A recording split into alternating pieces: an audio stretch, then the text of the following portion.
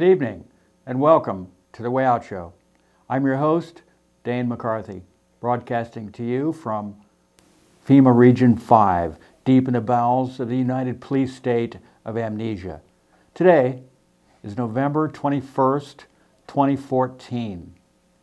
And yesterday we had the spectacle of President Obama using his really overreaching on his executive power to change the law about whether or not millions of illegal immigrants will be able to apply for work permits and other social services. The big question is this legal? Well, no one seems to know. Both sides claim that one side claims that it's legal, one side claims that it's not legal, and part of the difficulty is that because Obama in the past and previous presidents before him used executive privilege to create laws, they say that makes it legal, as far as I can understand. It's so difficult to really know because no one ever, in this age of relativism, ever comes right out and says it's quite clear it's illegal. The media, in mainstream media anyway, supposedly in the interest of being fair to both sides, will bring in always someone who contradicts completely, does a 180 on the previous person. And the person who only gets their news from that particular news source is left in the dark. So, in other words, you can basically watch these news sources, these mainstream news sources, and really you will never really learn anything. You'll never really know because you're not being told in a cogent, thorough, detailed way why a particular viewpoint is not simply just an opinion, but is actual fact. And just as in a court case in which a lawyer has to present the facts, present the evidence, and build a case in order to reach the level which is required for believability, which would be beyond a reasonable suspicion of doubt. In other words, beyond a reasonable doubt. And this is the standard that has been adopted by this country and other republics and countries that try to adhere to some kind of a fair system in order to actually create a hurdle to jump over for whether something is merely opinion or fact. And the standard is set the way it's set because they recognize that on this level of reality, truth and fact it's not absolute, but it's, in other words, saying you have to go beyond the level at which reasonable people would have a doubt. It doesn't say you have to go all the way to beyond doubt at all. So, because you can always make the wild speculations that maybe it was aliens, maybe there was complete a time warp, anything like this that might have happened. I mean, those are sort of wild, crazy doubts that come into people's minds. But I think that there is the factored in. This kind of thing is factored in to some people's thinking more and more. Not that necessarily those things are bad things to be thinking about, but we just have to understand that there's a legal definition of what is reasonable beyond a reasonable doubt. In other words, and accept it as, okay, this is truth. So anyway, we'll see how this all shakes out. But it's very complex. It's not just as simple as you might consider. Okay, he did the executive order. That's great. That was good. It was the right thing to do. It doesn't matter whether it may or may not have been legal, because it was the right thing to do. And in the United States, sort of the cowboy mentality and the tough guy, we've all of us been living our whole lives watching TV, watching movies in which the guy who's right is allowed to break the law and beat up the bad guy or do illegal things, break into houses, break into businesses, and ignore the rule of law. And why? And we root for him for doing this. Why? Because he's right. He's doing it for a good purpose. And we have to think back to the movie back in the 70s, Dirty Harry, the famous scene in which he shoots the bad guy who's running across a field, a football field at night. No one is there. And with his amazing shot with this big handgun, boom, he shoots him in the leg, and the guy's in a lot of pain. And so in order to get the truth out of the guy, Dirty Harry goes up and puts his foot on the guy's wound and presses down and forces the guy to tell him the truth. And of course there's a time limit, there's a bomb or something is set to go off, and so he has to tell the truth. And we root for Dirty Harry. And of course Clint Eastwood, being a libertarian, is actually making a statement there about how dangerous this is to kind of do this, and how people who are right can take advantage of their righteous crusade and break the law. And but he also made his dirty character Harry. I can't think of his Dirty Harry, whatever his last name was. Also, kind of an unlikable jerk in a way too. But the American people, we accepted this, you know. It was actually kind of controversial. He made it controversial deliberately. But Clint Eastwood is aware, he's still alive, is aware of this complex problem, the dilemma that people have about what is right and what follows the rule of law. I can remember the ACLU defended the right of the Ku Klux Klan to march.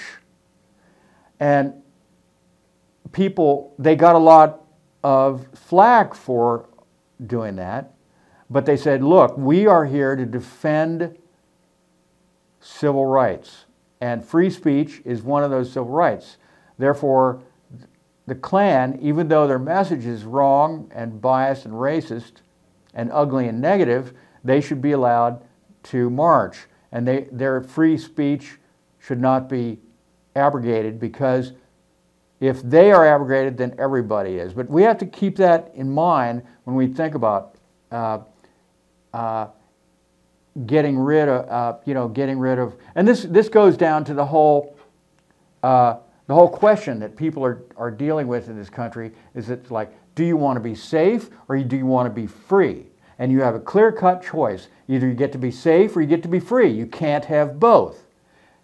This is what people like Nicholas Kristof and other fascist criminals in this country want to make us think, that there's only one choice. Well, they've rigged the game, my friends. They've rigged the choice. They've made people think that there's only black and white, one side or the other, because of the terror, fear that they have ramped up, that they have instilled in people, that they have driven down people's throats, that they have used to run roughshod over the Constitution. And that's the goal, because they have their agenda for the 21st century, and they're determined to follow through on it. And this has been going on for a very long time. I mean, this is the way power-hungry, tyrannical leadership from the very beginning has operated. nothing new here. And people go, and people have tried to use this, draw this card on me many times. And they say, well, this is nothing new. This has been going on for a long time. And I tell them, yes, you're right. This is nothing new. This has been going on a long time. And so, yes, they're right. And people have been struggling against this way of manipulating people forever. And they will continue to. It will not go away. You're not going to find a utopian way of living that will make all these difficulties and these problems vanish, unless at some future date people can understand, have the education, and I'm a great believer in education, to actually be able to see through the games that are being played on them, the social engineering that is being run upon them, the games that are being played that are above the level of their understanding, because their understanding will be up there with the game players. You have to, in order to understand them, you have to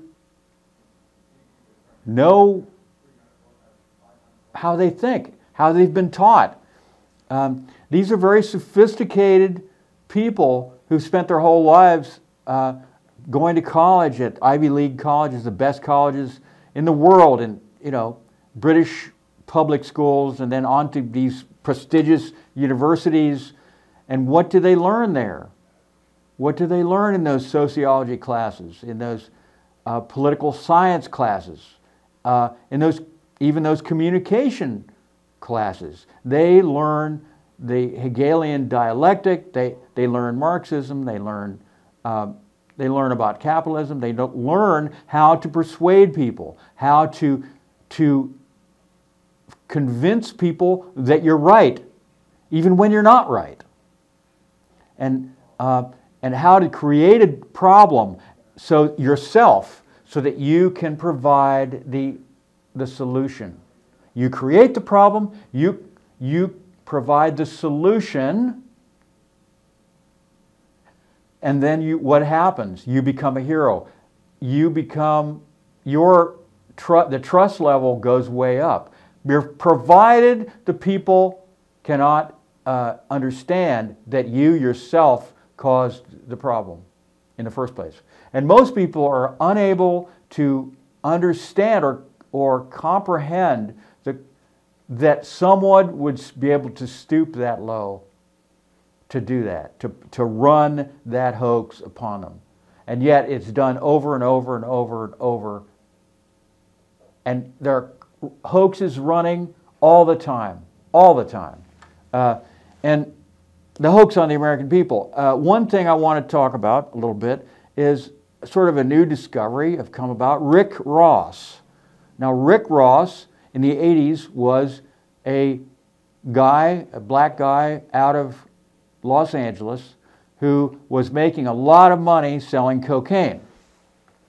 And where did he get that cocaine? I mean, he was getting it by the kilo, by the tens of kilos, by the hundreds of kilos, and he couldn't sell it fast enough in the 80s. And he was providing, to rock stars, to movie stars, to politicians, to wealthy people. Cocaine, of course, in the 80s was the trendy drug, and everybody had to have it for their parties. And of course, later on, a new form came out called crack, and that was meant for the poor folks. So you had the cocaine for the poor, for the rich people, and the crack for the poor people. And so and the crack was really cheap, but the high only lasted like 10 or 15 minutes, but it was very intense. The cocaine would be you could still function, but you just have this buzz, a euphoric buzz, and it's great for parties. And it's not so dangerous, and you don't have to inject it or sniff. You smoke the crack, or I don't know if you can. I don't know that much about drugs. Maybe he just smokes a crack. But anyway, so Rick Ross goes to prison for drug dealing in the war on drugs. And he gets out of prison and he says the CIA, and this is actually even before he went to prison, he was naming names, he was giving, he said the CIA is supplying me these drugs.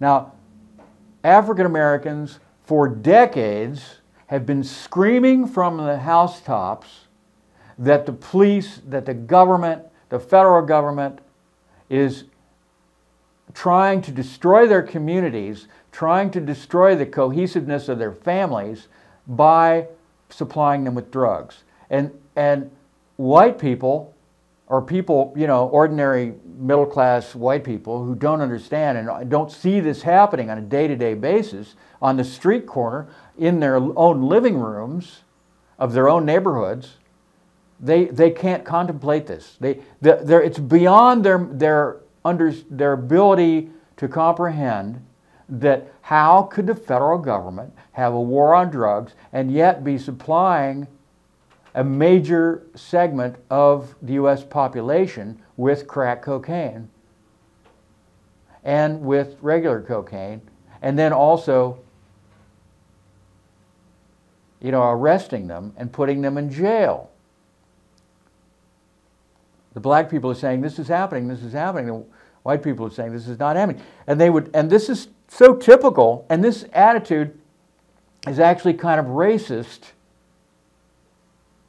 And liberal people, left-leaning people who rely on the government, who love the government, who think that our president, especially a president like Bill Clinton or any other Democratic president, would not allow this to go on, would not allow his government to sell drugs to the American people by the billions and make, you know, incredible profits. And they obviously don't see that there was very, very clear political reasons why this should be done, as well as financial reasons, as well as social reasons, and also there's, like I said, there's a racist element that goes into this.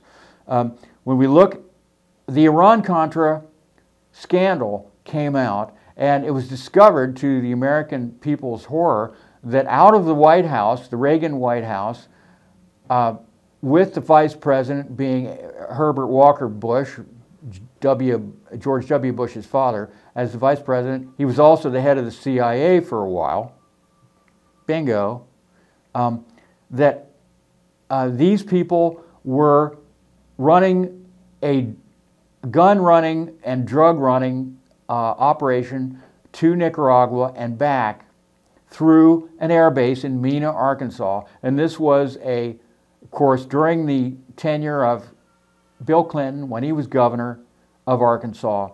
And he knew about it. And if you read Terry Reid's book, Compromised, Terry Reid was one of the pilots at Mena. And Terry Reid was also, of course, a Vietnam veteran.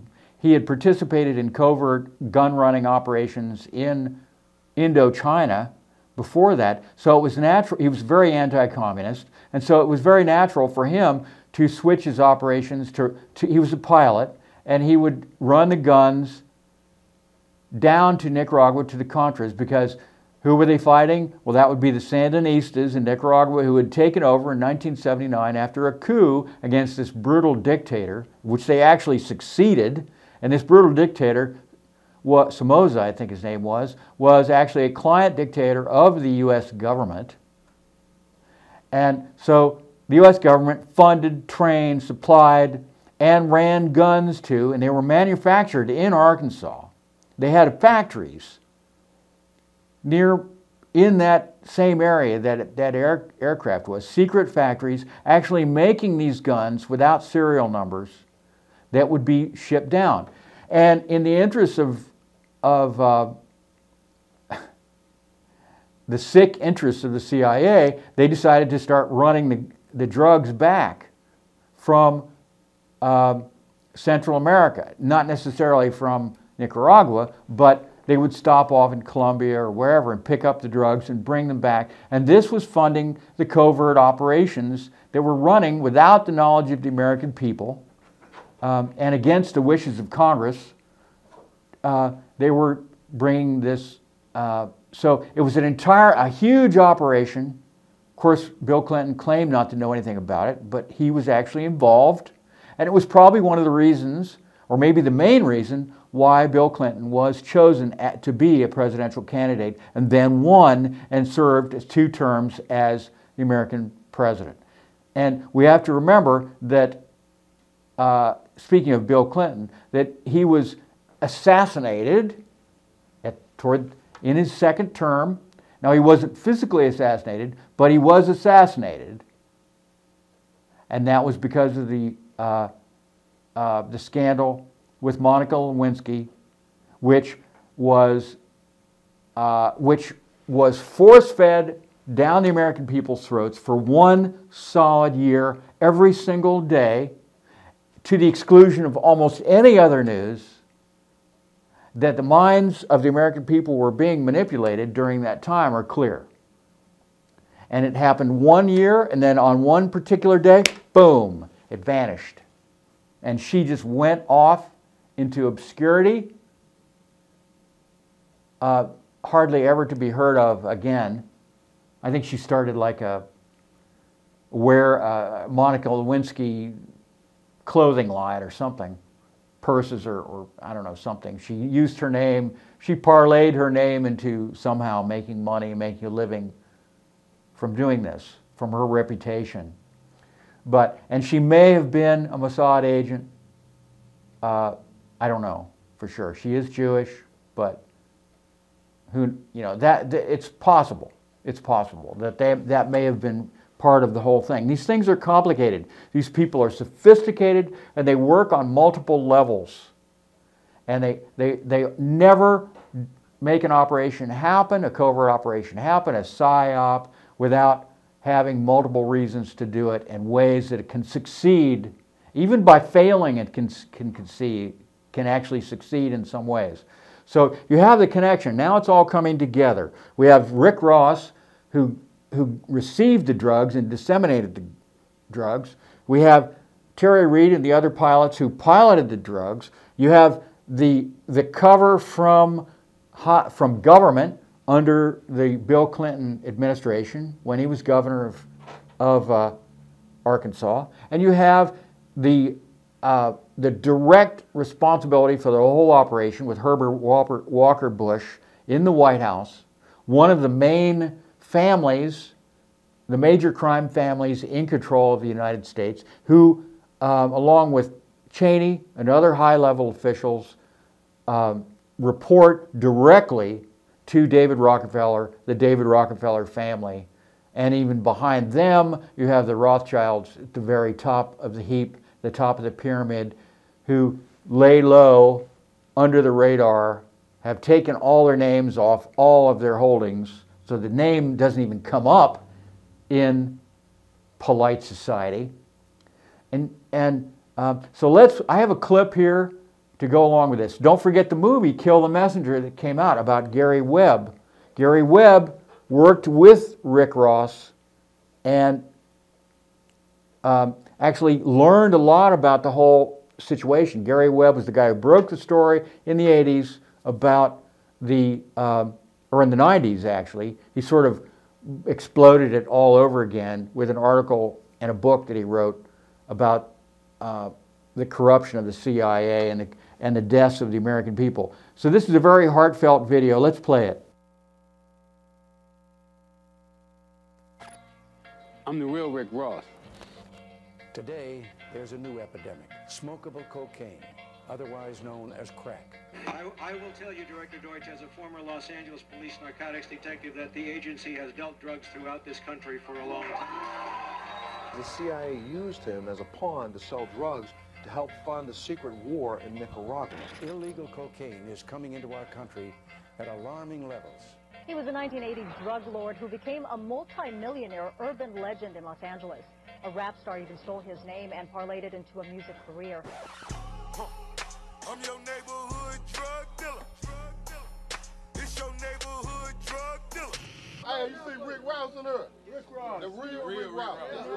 To William Roberts, a.k.a. Rick Ross, who's using my name, I'm inviting you in to come with me. Let's fight this culture. Let's fight this penitentiary culture that hip-hop's been spreading. Let's make a difference. Me and you need to come together and you need to tell them that you didn't make your money selling drugs. And making music is how you became famous. See, there's nothing wrong with making music. Just like it's nothing wrong with being a correctional officer, if that's what you did. But so many of our friends who look up to you and look up to me are out on the streets thinking that they can go out and sell drugs and parlay that into a record career. I don't know if you know that they're not gonna make it, but I know that they're gonna wind up in prison with prison sentences 3 and 4 times what they should be, because this war on drugs is no joke. I have 10 or 11 friends still in prison right now with life sentences, including one that even you know, Big Meech. I know how much you respect me and care about me, otherwise you wouldn't have took my name. Take a chance with me now.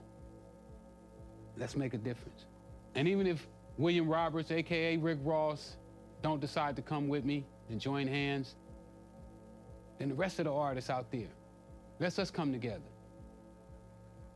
Professor Griff, KRS-One, and so forth. Let's join hands. Let's change this thug culture. Let's change this hip-hop to prison pipeline. Let's make it happen. Right now, today. Let's do it.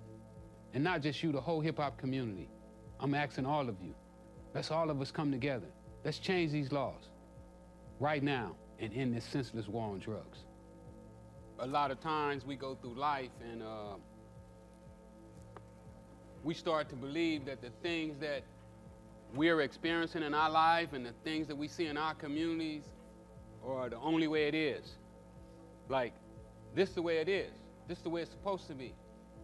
And when you start to think like that, you can get trapped in a box. Hip-hop has taken over the world. If we can take hip-hop back, we can change the whole planet.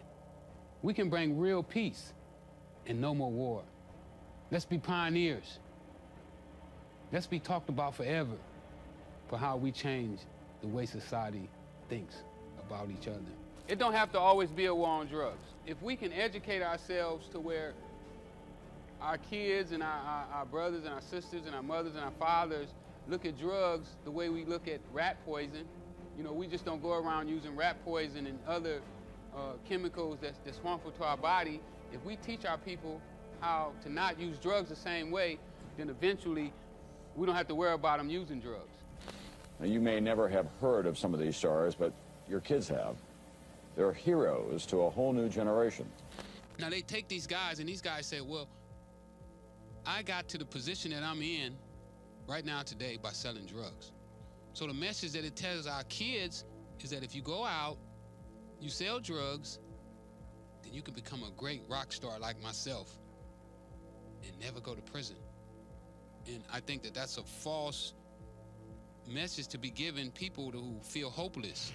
I'm letting you know right now that the establishment is using hip-hop to prime these kids for a life that's gonna send them to prison, just like they did with me.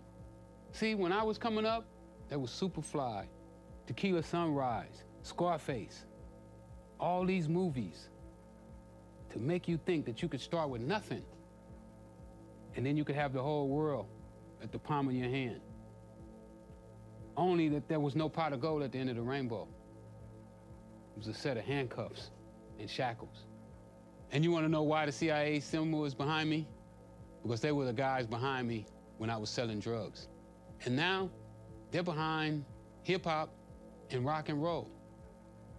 This prison, hip-hop connection, they're behind that too. If it was good for them to sell drugs, then it should have been good for me to sell drugs. The money from the drugs went to buy guns for the country. Even if you don't read my book, warn your kids. Let them know. But I advise you that this book is worth reading. Definitely for your kids. Even if you don't read it, get it for your kids, get it for your loved ones. Let them see what the drug culture is all about. It's not manufactured like the stuff you see on TV and you hear in music. This is real life. It's your life, your loved one's life. Let's make a difference. You know where to find me. Freeway Ricky, Facebook, Twitter, Instagram, freewayrick.com. Hit me up. You know I'm out here. Yeah, it's very important that I redeem myself for the wrongs that I've done. And I feel that the way that I can redeem myself the best is by helping others not fall in the same footsteps that I fell in. Because I believe that it's a trap. It's a trap to catch you. Yeah. Just because you're doing bad and you're looking for a way to make an income, there's people that'll take your freedom forever and ever. Don't make the same mistake I made. Don't get caught up. It's time for us to wake up and face it. Get the truth, and you're done.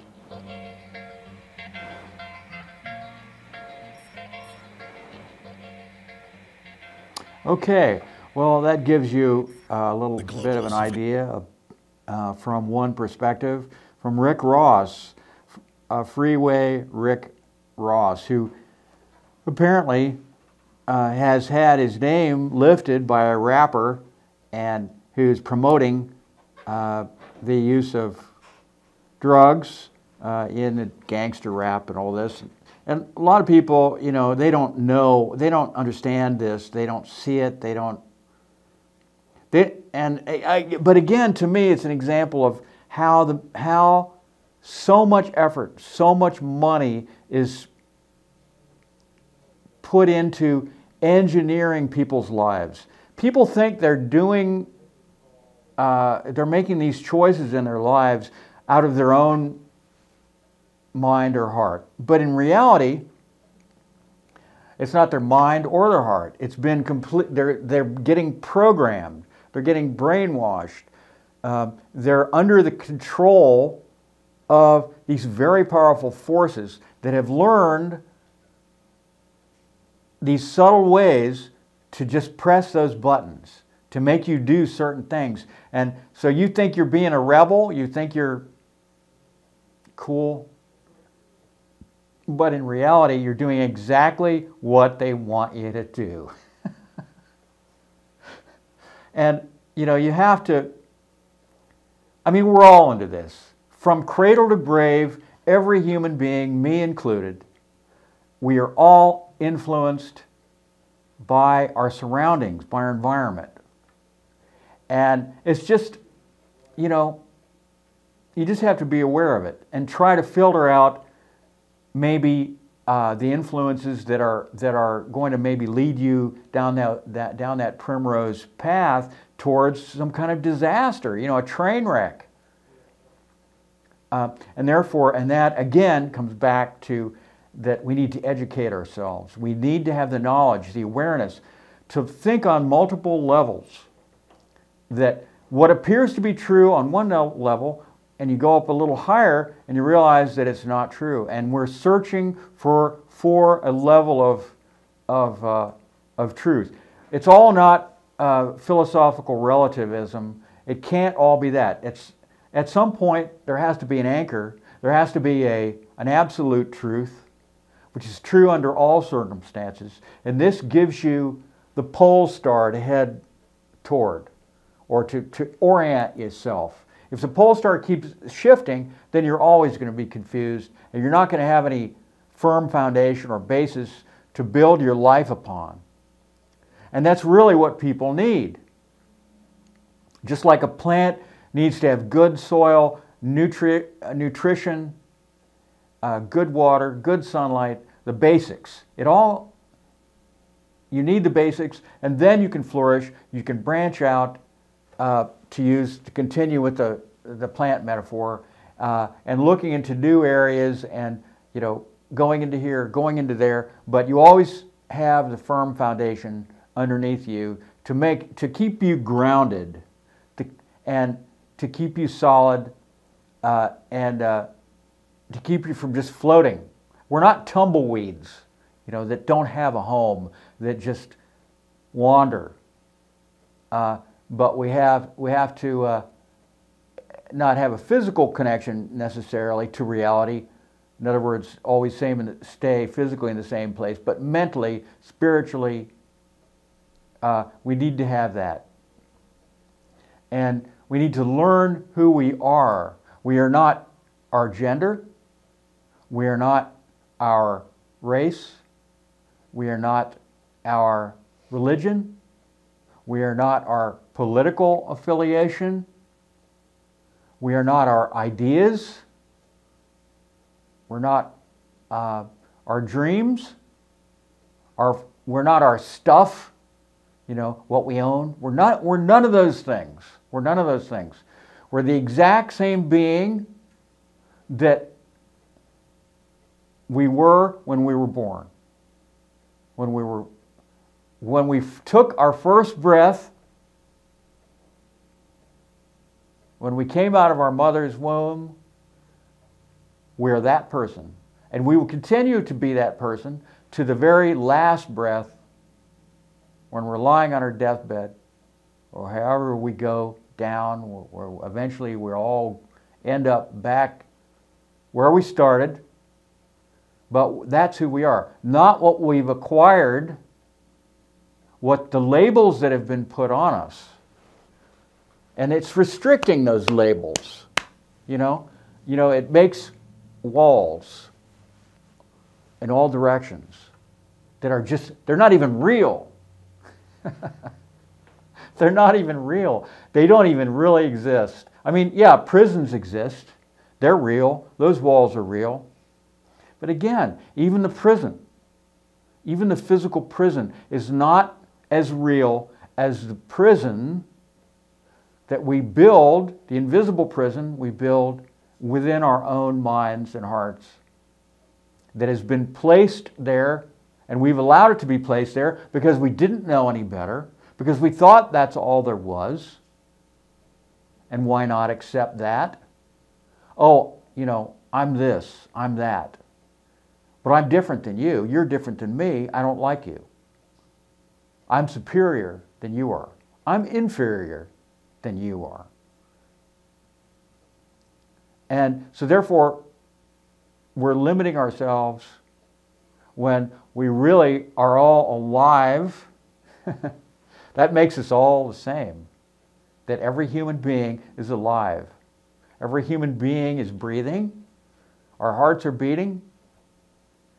Our blood is circulating. Our food is digesting. All automatically. That's why. Why is that? Because we're alive. Because we're being kept alive by this undefined force, invisible, not quantifiable, which some people call consciousness, which exists, definitely exists, but is part of something that we don't understand. And we're probably not capable of ever understanding it.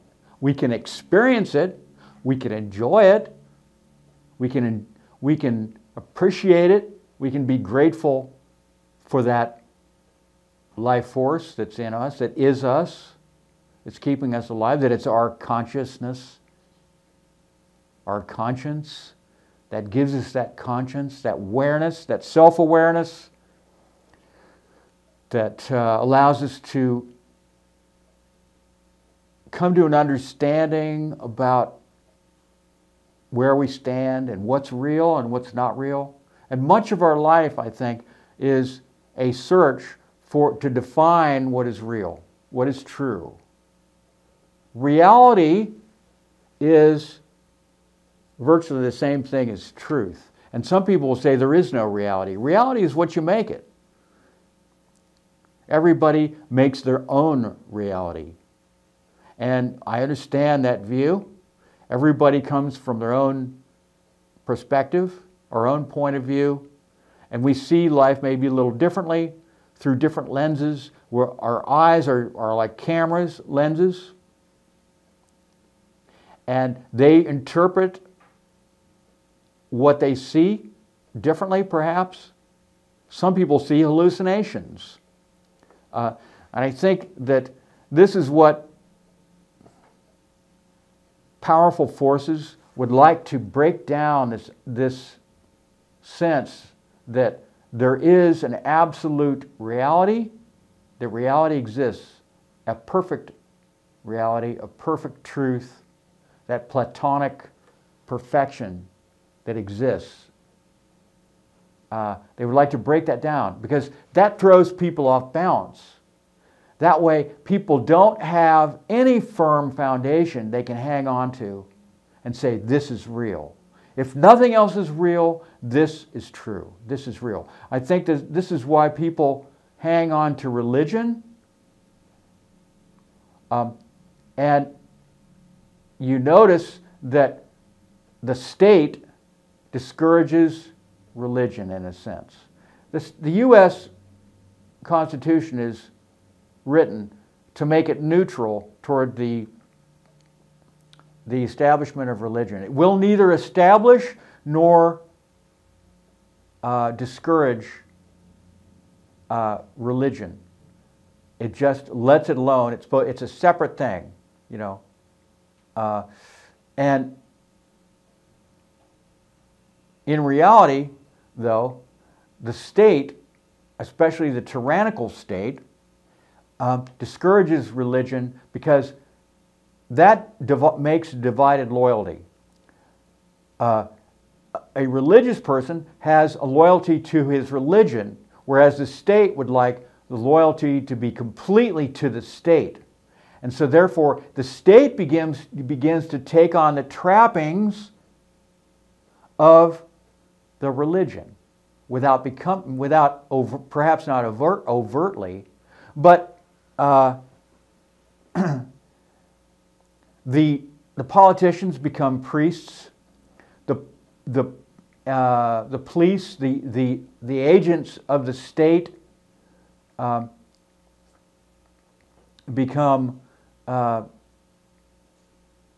take on a priest-like coloring, so to speak. They're sacred. They're above the law. Their word is like God's. They're like gods, little godlets. You know, the leadership at the top is above the level of law. They can do what they want. They're untouchable, whose words are to be trusted, and they're the father. They're beneficent father figures, authority figures who are superior and know what to do. They know what's right. Father knows best. Father knows best. Mother knows best. And then I am the father. These are my acolytes. These are my priests, the police, the military. They need to be respected. They need to be kowtowed to. They need to be worshipped. And you disobey them at your peril. And we, in the meantime, will administer to your needs, and in turn, you will administer to our needs. And it's a symbiotic relationship. That's maybe what they're pretending, but oftentimes it descends into a parasitical relationship rather than a symbiotic relationship. Whereas the priest class, the gods, the godlike beings who have set themselves up as gods, they are getting cared for far more assiduously and religiously than the people who are supposed to be getting the benefit of the godlike beings at the top.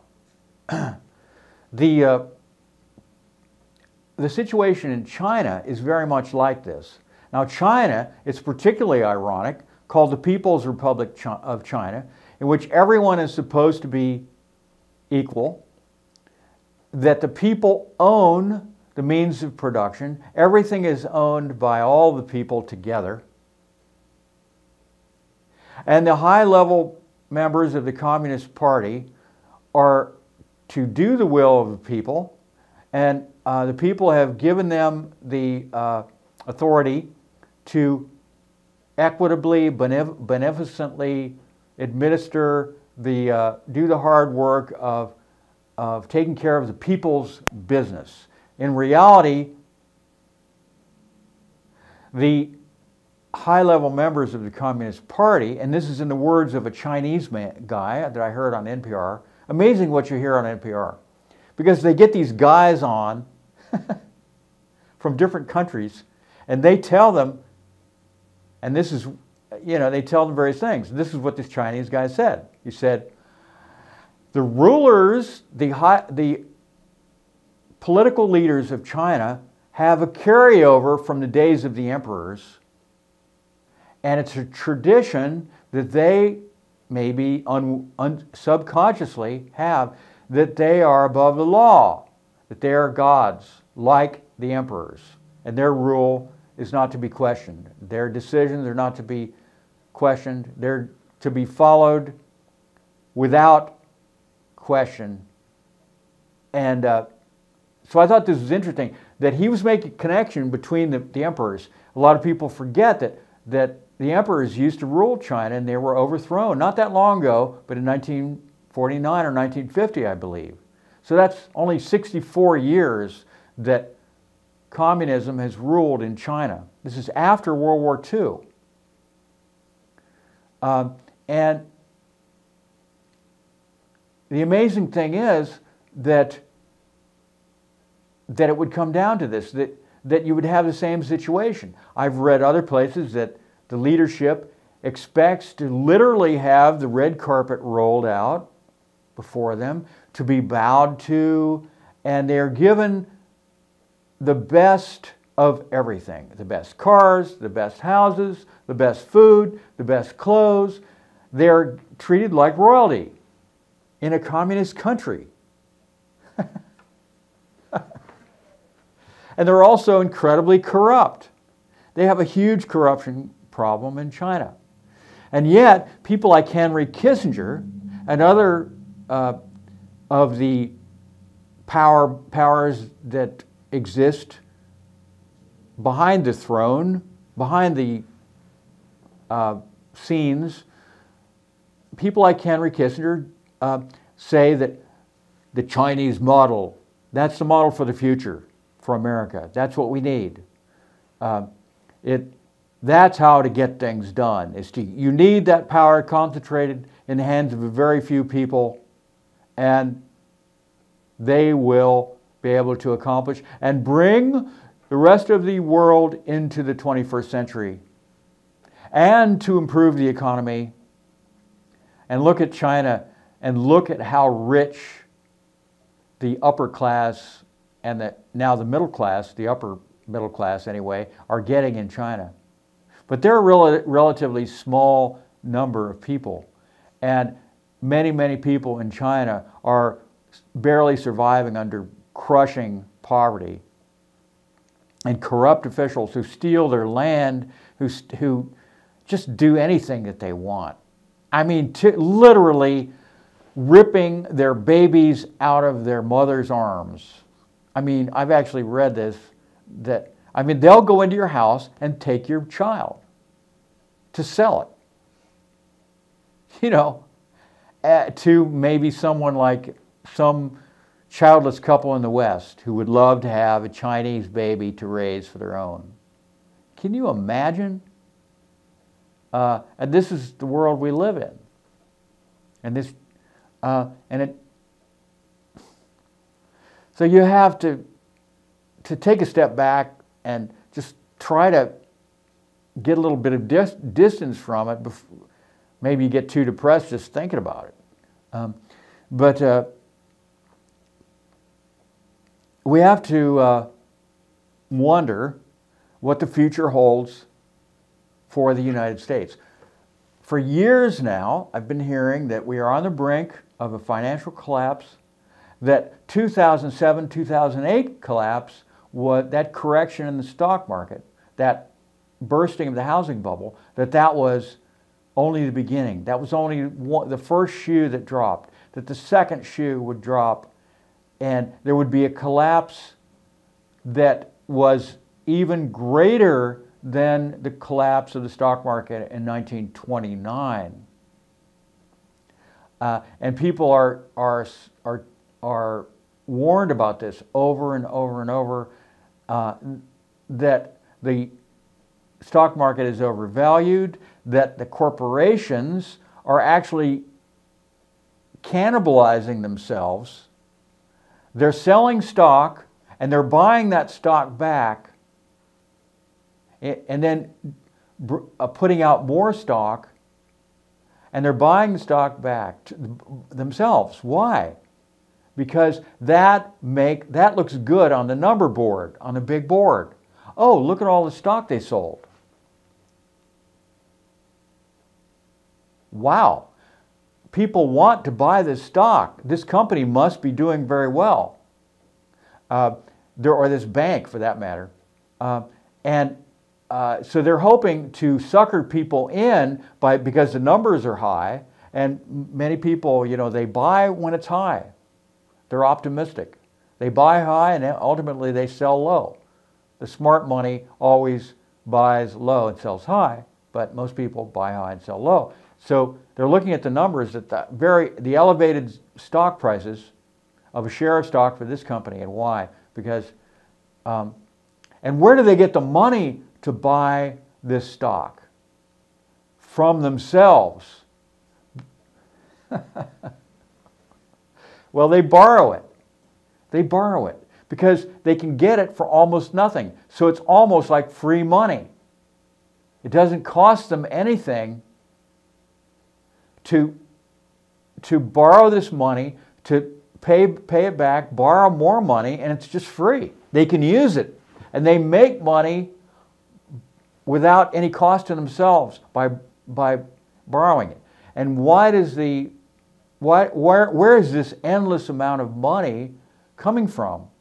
It's coming from the U.S. Mint via the Federal Reserve System, which is creating the money with the Mint. The Mint, they go to the Mint and they say, we need this much money, and the Mint actually sells it to them,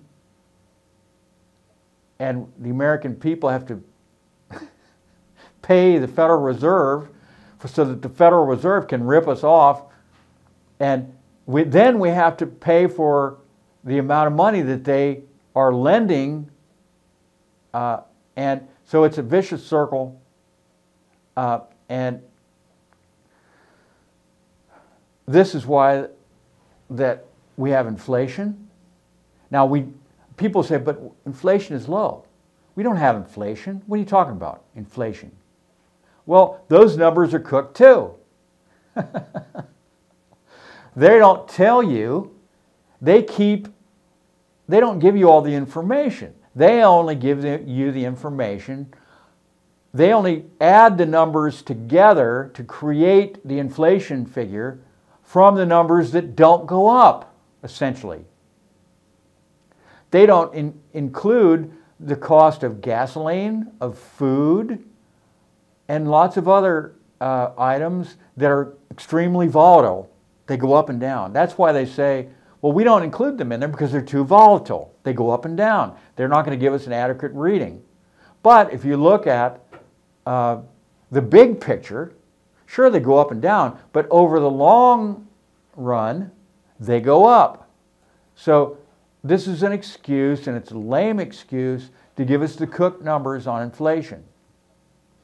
Anybody who thinks that there is no inflation should go to the supermarket and look at the cost of food. People have to buy food, and the cost of food keeps going up. That is inflation. It's not because there's not enough food. The cost of gasoline does not go up over time. Now, the cost of gas has gone down, but you can bet that it won't permanently stay down, that eventually it will go up. quite a bit higher up. And then it will be it will go up, it will continue to go up. And there's another trick that they play, and that is by keeping wages low. There's something called wage inflation. If you keep wages low, then that tends to put a damper on inflation, because wage inflation means that people are getting more money per hour, and therefore they have to pay out more in order to pay their employees, and they have to charge higher amounts for the product that company makes. And there it is. There you have your inflation. Somebody has to pay for those extra wages. Therefore, the price goes up. That's one of the arguments they use against giving people wage increases in this country. But nevertheless, you still have to pay people a decent wage in order to live. It's about being able to survive. So unless people understand this and stop doing this, then nothing's going to change on that way. And eventually it'll all come crashing down in a huge correction. So that's all for today. Have a great evening and sleep well, friends.